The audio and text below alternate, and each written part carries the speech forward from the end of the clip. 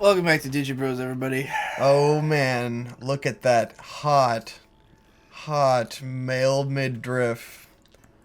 Oh, Girl, look at that body. welcome back to Girl, Digi look Bros. At that body. Checking out Girl, men look at that all body. I around work the out. world. He does look like a village people kind of guy. Yeah, look at this sweet buck teeth, man. Oh God, I didn't even notice that. What a fucking rad bro chilled up here. I didn't realize how ugly that guy was supposed Hell to yeah. be. Oh man, I can jump up here. Well, that's new.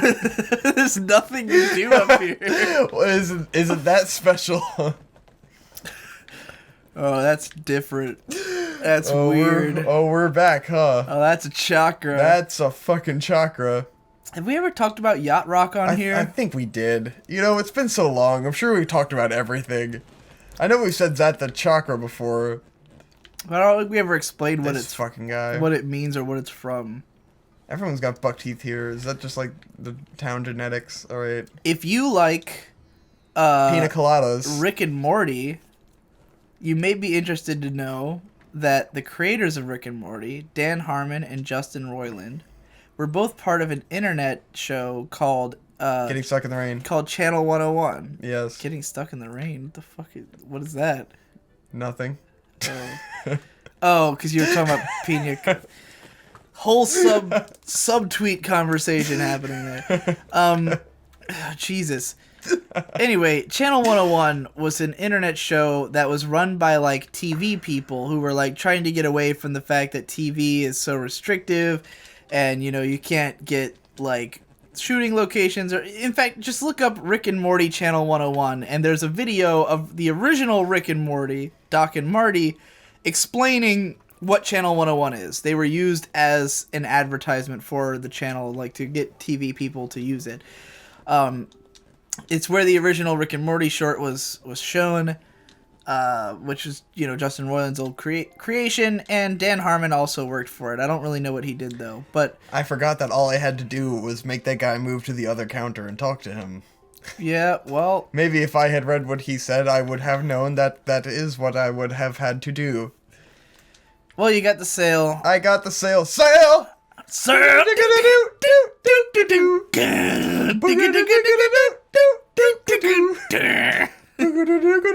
Yeah. Sale! Sale! Blame it on my DD, baby! Seems appropriate for When this we listen to that back, particular it's just episode. gonna sound like... This is fucking clipping nightmare. Anyway... clipping, bitch. When you first made that sound, it took me a while to process what you were doing and not just making a weird noise. Anyway, Channel 101. Sailors. There was a show on Channel 101 called Yacht Rock, which is a parody. It's supposed to be it's like a mockumentary of a bunch of real musicians from the 70s and 80s. From what was a musical movement that didn't really exist called Yacht Rock, where it was a bunch of these people making this... They didn't really exist, indeed. Yeah, because this guy basically took a bunch of people who were smooth musicians, people who were making really smooth sounding rock music, and he paints it as though it was this scene where all these people came from and had all this drama and interpersonal conflicts and stuff. And it's a mockumentary about that age that was not really like that. And those people weren't necessarily all interconnected like that.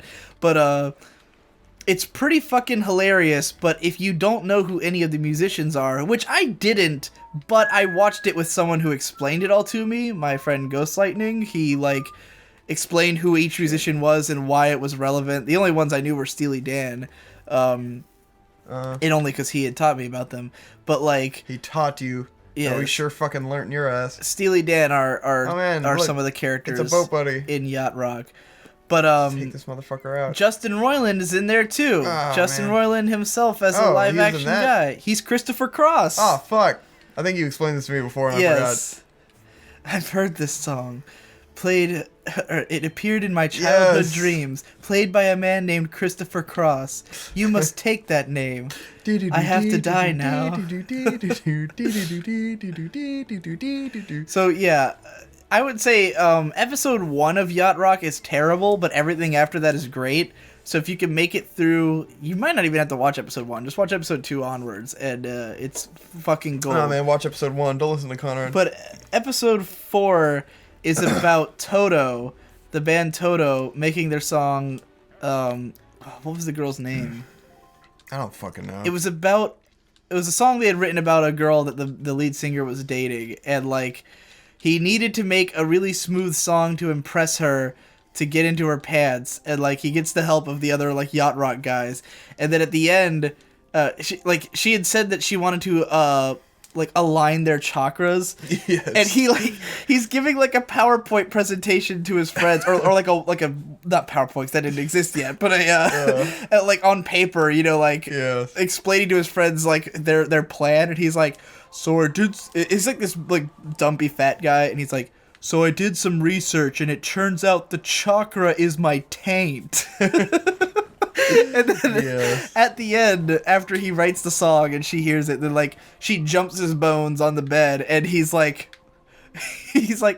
oh, that's different. That's weird. Oh, that's a chakra. Yes. It's fucking best. So you should definitely watch episode 4 of Yacht Rock, and you'll understand the Digi Bros. I want to do progressive wind waking, man. I want a 16:9 option. I always want to recommend Yacht Rock to people, but I feel like if you don't know who because I probably explained everyone to you when we watched it, right? Like as I understood them. If you have a good grasp of smooth 70s music, then it won't be a problem. Like learn to work the saxophone. It's like, is his name Michael McDonald? Is that I don't the fucking main know. dude? Ronald McDonald. And Kenny Loggins is very important. Yeah. Because Kenny Loggins betrays smooth music and becomes a rocker and writes the fucking Footloose song and the Danger Zone. Danger Zone. Standing That's on the the edge, best one. harder than your destiny. Yeah, that's from the finale. Oh my god. Very clean. I have so many I'm laughing just thinking about Yacht Rock, which is not funny to the audience. Yeah, it's actually incredibly uninteresting to hear about. I'm sorry, it's so good. Go watch Yacht Rock, then rewatch this episode and giggle with me. That's true. At how funny this shit was. They have a second chance. Like, once you've seen it, you'll be like, okay, I totally appreciate why he was giggling so much about the dumb shit that happens in this series. You'll know some of it. There's a whole section with Michael Jackson. So everyone knows who Michael Jackson is. Yeah, there's the part where where Michael Jackson meets what the fuck is the name of the hard rock band that teaches him how to rock? I don't know. Who did Beat It? Everyone knew which Beat It you were talking about, Conrad. I know, but I'm trying to think of what the band was. It's the dude, the super great guitarist, Motley Crue. Oh, what? With Slash? No, that was Who's the good that was guitarist? definitely after. I think it was Motley Crue. I don't fucking know. No, Van Halen. That's what I'm thinking Van Halen. It was Van Halen who did that, and they're in an episode. They're fucking hilarious because they're the embodiment of rock and roll. They come in and they're all just like, yeah, like doing drugs and shit. And it's like, holy fuck, they're like super intense. All right, come up with something to talk about other than Yacht Rock. I'm stuck on this. You just keep going on about Yacht Rock, and now like my mind is melted, and I'm playing the game. Melted is an appropriate word for the state of my mind right now. Yeah, because it's hot. My mind was ice. It was ice cold. We also this game hasn't really taken off yet to be doing something. I mean, that's this game. It's all kind of chill. Yeah, I mean, I guess I've played this too many times. The first dungeon, it kind of picks up. I don't. What is it about this show that we've gotten to a point where I don't even realize we're playing a game on this show? I mean, you're not playing the game. So I know, but when we did Ocarina of Time, I talked a lot about the game. Yeah. I was really adamant about sharing all my thoughts on the intrigue and mechanics, and I love this game, but it's just so not only have it's another Zelda game, and we've said everything we have to say about Zelda games. But there's plenty unique about this one. You drive a fucking boat. It's obvious. Look at this place. This place is fucking cool. Yeah, it's fucking cool. Who are these people? It's fucking Bird Person and his bird clan. They're fucking rad. I don't know. It's been a challenging mating season for Bird Person. On the GameCube, it just looked like they had giant noses. The beak didn't sell as well, and it was just kind of like, oh god. Yeah, I think I remember it being like that. Yeah, I don't know. It's odd. I barely perceive that there's a... Maybe it's because now I have a mic pole in front of me. Yeah, that blocks I'm sure that doesn't help. A lot of the screen. Might feel a little detached. It's the couch's fault, man. It's disengaging. Maybe it is. Did we? That's what my argument was for it in the first place. How? That it's too comfortable. We didn't have this for the whole Zelda playthrough though. For the whole what's it called, Twilight Princess. I mean, we talked a lot about the game at the beginning of Twilight Princess. Okay, yeah. At the very beginning, because I was bitching about the beginning. Yeah, mostly. I mean, this game takes a while to get started, but it's like everything's interesting that's happening. You have a big fucking smile on your face as you're running around this world, right. like yeah. Well, it's funny because like as a kid, it always bothered me how long like you spend in the first town in a Zelda game, because like I didn't like know. I just wanted to get into the fucking dungeons and have fun. Right. Well, like as a kid, I didn't know how to do it quick, because like as an adult now it feels lightning fast. Like, especially like it's like nothing. When I was a kid, I thought this game took forever to get off the starting island. I thought it was like an hour. Yeah, you know, because we'd run around aimlessly and not read anything. And right, just be like, you're not really reading the text, so you don't know how to get the sword. So you go and you talk to everybody. It's super fucking obvious. And you like keep it tells falling you off exactly of shit. What to do. Right. So, like, as a kid, I was just like, oh, man, Outset Island's so fucking boring. And then you go right from that to Forbidden Fortress, and it's like, dude, when am I going to get to play the game, you know? Yeah. But, like, when I played this as an adult, playing Wind Waker HD, like, I was immediately, like... I loved Outset Island. I was like, look at this kid with the snot running down his nose. What a weird kid, you know? Oh, man, my grandma misses my sister. She's making me soup, you know? You got this hard-ass sword-teaching guy, and, like, there's this forest. It's all mysterious on top of the island. Like, whoa, that's weird, you know? Whoa. And, like, you see all this cool shit, and you go off with these pirates, and you break into a fortress, and you meet a talking boat, and then you just the go to a cool windmill island and meet bird people, and it's like, all this is cool. And then, like... in Twilight Princess, like, I love that starting town. I love that part of the beginning where it's like, all right, I'm meeting all these people. I'm getting acquainted. I've got this little small town that I'm from. But then it's the minute you have to go through that one area twice that it's like, oh, I had to do this twice. You know, that was a thing I had to do. Oh, shit. Oh, it just got cold in here. I told you, dude. When that thing comes on, you're now a gust of wind just came through, and I felt beautiful. What this means is you're as sweaty as I am now, because last time this happened, I was talking about feeling like I was dead. I didn't feel it as much last time. Yeah, because I was just like, I don't know what the fuck he's talking about. Even though I'm fairly confident that's hot air, but it's hitting us in such a way that our sweat is cooling. That's cold air. That feels real good. There's no way it's cold air, because it would be cold in here. It's fucking cold air. It wasn't cold air before. It's cold air now. You're crazy. It felt like this last time. I don't fucking know. Shit on my balls. You're just sweatier now. Just fucking drop your pants and take a shit right on my balls, man. You're sweaty from talking so fucking loud. You're sweaty. I was sweaty to begin with because I'm on a leather couch. And not wearing a shirt. This is why this couch was like $40. Whoa. Don't just randomly change your position like motherfucker. That. I'm burning up, man. I can't have my entire back on this fucking couch. Learning about fucking Voodoo Island and their goddamn fucking bird person. This kid's adorable. Yeah, he's pretty cool. I thought he was a fucking loser when I first played this game as a kid. He is a loser, but he's pretty adorable. Nah, man, he's just the Shinji of this island. He is the... I was gonna say the same thing. He's just a little fucking bitch boy. He does not want to get in the robot. Poor bitch boy. In his freaky door. And that girl is pretty adorable, too. Doesn't look like it has teeth. Yeah, it's got like the eyes and the beak at the top, creepy. and then just like freaky teeth. It's kind of fucking badass.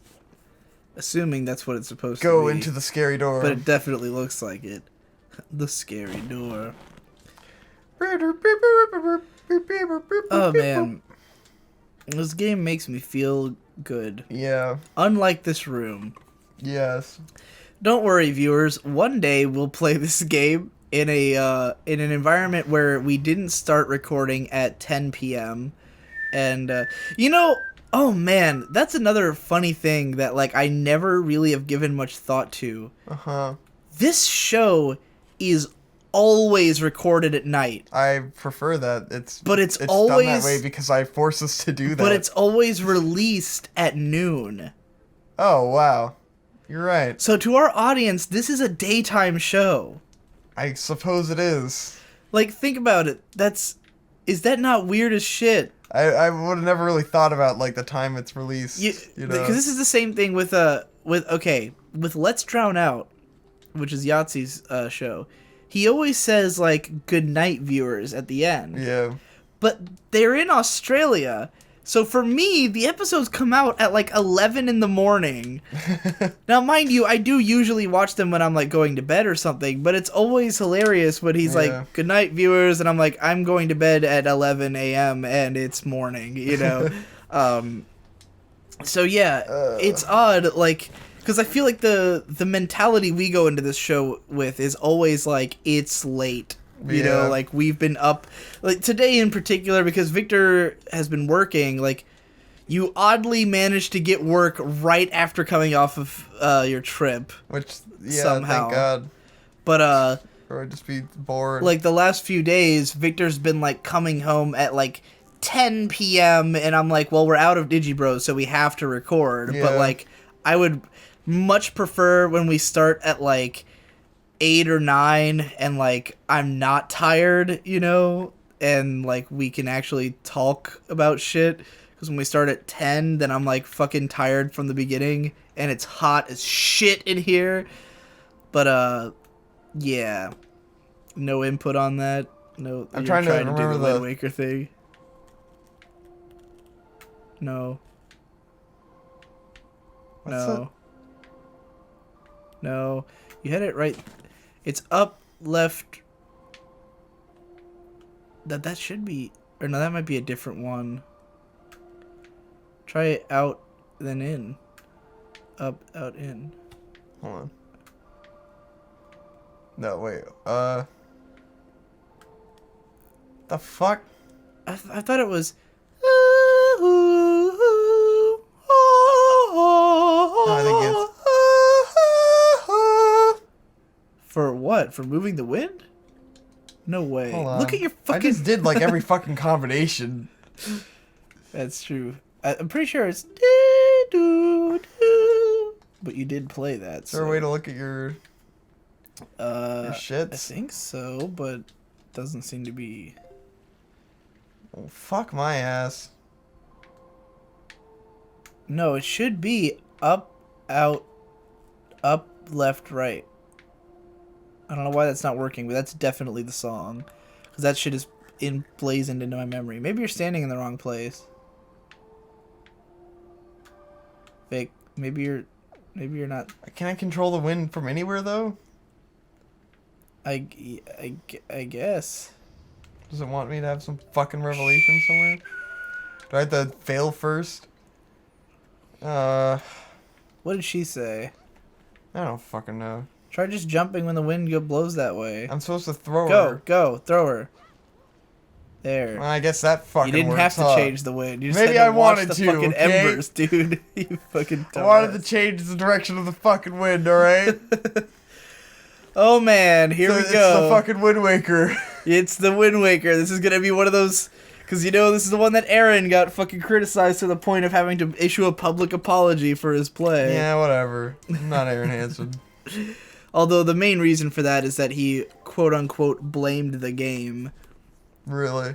The reason people get pissed off at Aaron is because he has a tendency to get, like, to not know what to do, and then to be like, this game sucks. Because he's just doing the, oh man, fuck this game. Right. Like, well, which everyone fucking does. Well, 'cause Aaron, it's just when he's on a fucking celebrity show, you can't do that. Here's the thing, though. Because the way Aaron does it is like he's saying it's a bad game. Like, he really will be like, oh, well, if it did this, then blah, blah.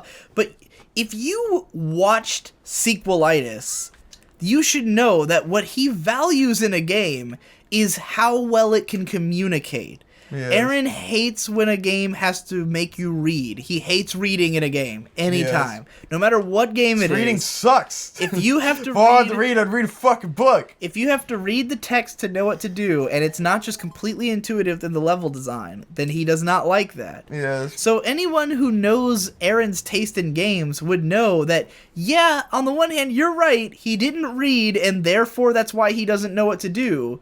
But it is a legitimate criticism from his point of view to say from a part like that this, makes it obvious. You walk in, you see that these right. Well, we're not wilted. talking about this. We're talking about Aaron's playthrough. We're talking about the fact that he would blame the game on things for not being intuitive enough.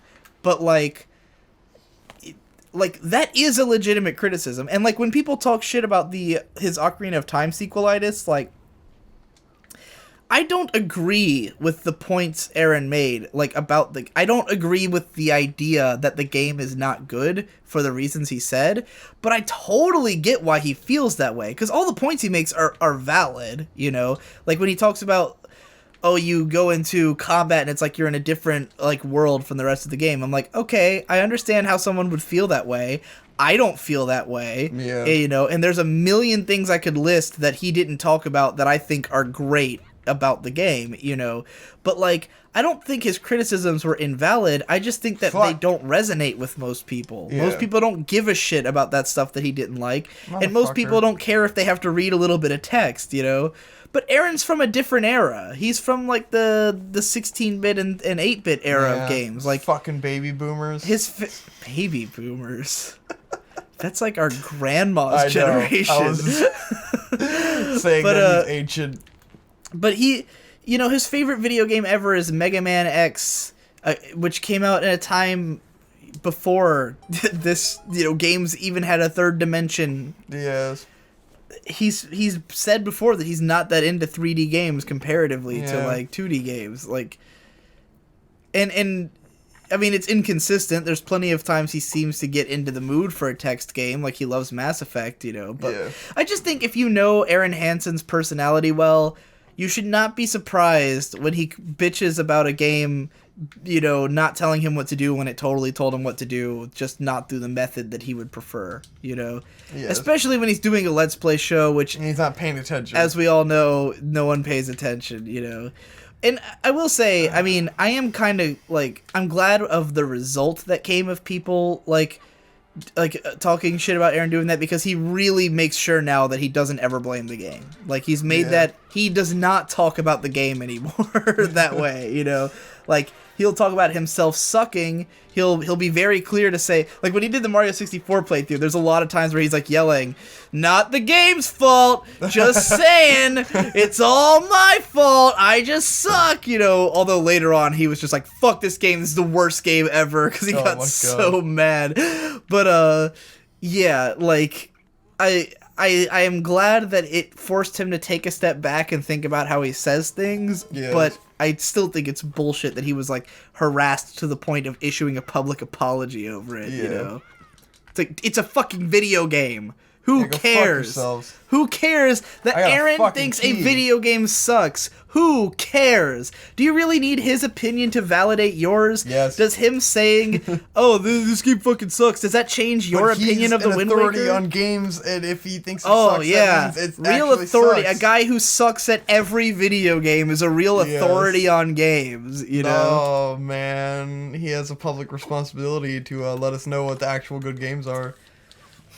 Can you imagine anybody getting mad because I shat on a game?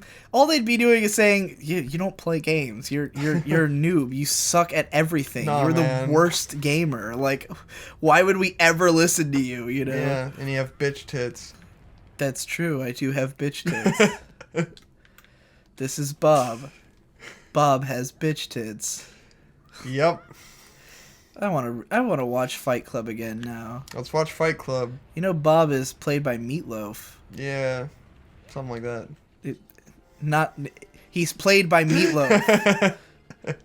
He's played by.